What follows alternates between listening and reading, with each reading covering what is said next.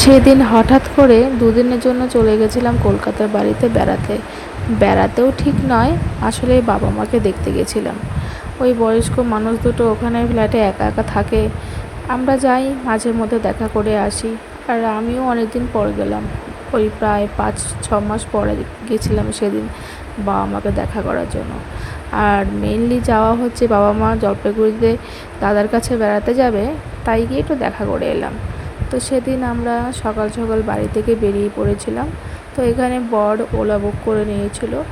ওই সকাল 4:30 নাগাদ ঘুম থেকে উঠে রেডি হয়ে 5টা নাগাদ কিন্তু বেরিয়ে পড়েছিলাম। সেদিন আমাদের ট্রেন ছিল হাওড়া স্টেশন থেকে ওই 6:50-এ, 6:15 ব্ল্যাক ডায়মন্ড ধরা প্ল্যান। তো আমরা তো ভেবেছিলাম সেদিন ট্রেনটা ধরতেই পারবো না, ট্রেনটা মিস করে যাব।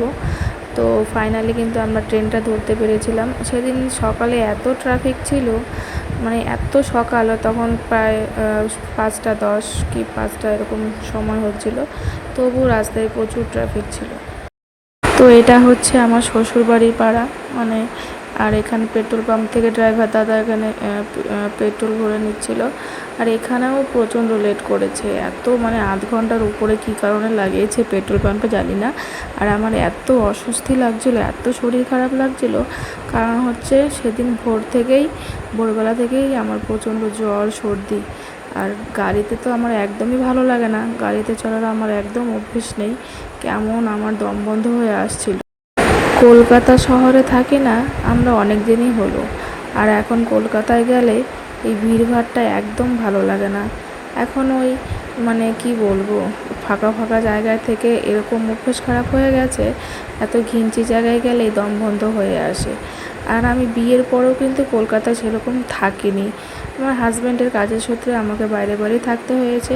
ওই খুব বেশি হলে কখনো 1 মাস কি 15 দিন ওরকমই থেকেছি। তোমরা নিশ্চয়ই আমার চোখ মুখের অবস্থা দেখেই বুঝতে পারছো যে সেদিন আমার শরীরটা কতটা খারাপ ছিল।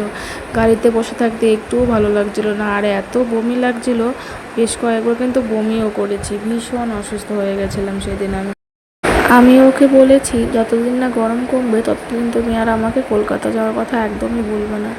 মানে এত গরম, সত্যি আমি এখনও অভ্যস্ত হতে পারিনি কলকাতার আবহাওয়ার সাথে। আসলে সেরকম তো বেশি বেশি থাকা হয়নি কলকাতাতে, আর আমার মনে হয় একটু গরম তাছাড়া একটু বেশিই লাগে।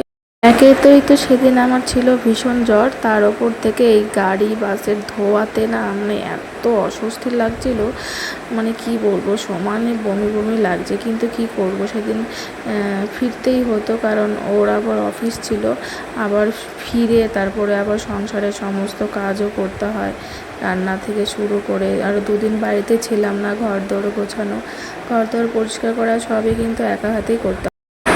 আমার শ্বশুরবাড়ির ফ্যামিলি মেম্বার হচ্ছে 6 জন, আর বাড়ি হচ্ছে আমাদের 4টে। মানে আমার ভাসুর আর ভাসুরের বউ থাকে জলপাইগুড়িতে, আমি আর আমার হাজব্যান্ড থাকি আসানসোলে, বাবা মা থাকে যাদবপুরের ফ্ল্যাটে, আর আমার শাশুড়ি মায়েরও একটা বাড়ি রয়েছে চুঁচুড়াতে। তো হয়ে গেল আমাদের 4টে বাড়ি। আর কখনোই কিন্তু আমাদের কারোর একসাথে থাকা হবে না, কারণ ভাসুরও সেখান থেকে ট্রান্সফার নিয়ে কলকাতায় আসবে না, আর আমার বরের তো ট্রান্সফারেবল জব, ওর তো কখনোই এক জায়গায় থাকা সম্ভব নয়। এই বাবা মাকে সারা জীবন একাই থাকতে হবে। আর মাঝে মধ্যে আসে আমাদের কাছে বেড়াতে, ওই খুব বেশি দিন থাকে না, ওনাদের ওখানে থেকে এখন অভ্যেস হয়ে গেছে, ওখানেতেই ওরা ভালো থাকে।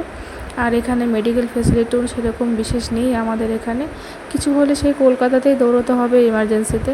আর আমার বাবা মানে শ্বশুরমশাই তো উনি ভীষণ অসুস্থ, তাই আর আমরা কেউ রিস্ক নিই না, ওনারা ওই যাদবপুরের ফ্ল্যাটেই থাকে। সকালের কলকাতা শহরকে দেখতে বেশ ভালোই লাগছিল। আর এখানে যখন হাওড়া ব্রিজের ওপর দিয়ে গাড়িটা যাচ্ছিল তখন মনটা একদম ভালো হয়ে গেছিলো, এত সুন্দর হাওয়া দিচ্ছিল। আর তখন এত ভিড়ভাড়টা ছিল না, যানজট কম ছিল। যতই মানে দিন গড়াবে ততই মানে বেশি গরম আর মানে পুরো যানজট। তো এখানে আমরা হাওড়া স্টেশনে যথাসময় পৌঁছে গেছিলাম। আর রাস্তায় কিন্তু বরের সাথে ড্রাইভারের ভীষণ ঝামেলা হয়ে গেছিলো। মানে উনি এত আস্তে চালাচ্ছিলেন কি আর বলবো। সেদিন আমরা একটু জন্য ট্রেনটা মিস করে যেতাম, আর যদি তখন ট্রেনটা মিস করে যেতাম তাহলে বাড়িতে পৌঁছতে পৌঁছতে আরও লেট হয়ে যেত, আর ওর কিন্তু অফিসেও পৌঁছতে পারতো না। তো এখানে আমরা স্টেশনে পৌঁছে গেছি, আর কিন্তু বর এখানে ঝড়ের গতিতে হেঁটে যাচ্ছে, আর আমিও ওর পেছনে পেছনে দৌড়তে দৌড়তে যাচ্ছিলাম। এত ভিড় হাওড়া স্টেশন কি আর বলবো। আসলে এটা তো কলকাতার সবচেয়ে ব্যস্ততম শহর, এখানে সবাই ব্যস্ত, সবারই তারা ট্রেন ধরার। তো আমাদের ট্রেন চলে এসেছিলো যথাসময়ে, আর আমরা ট্রেন কিন্তু অনেকটা সামনের দিকে এগিয়ে গেছিলাম। মানে আমার হাঁটতে হাঁটতে পা ব্যথা হয়ে গেছে একদম। তো ফাইনালি আমরা এখানে ট্রেনে উঠে পড়েছিলাম, আর সেদিন ট্রেনে কিন্তু ভীষণ ভিড় ছিল। মানে কি বলবো, আমি বসার 2 মিনিট পরে একদম ভিড় হয়ে গেছিলো। তো চলো আজকের ভিডিওটা এখানে শেষ করছি, টাটা।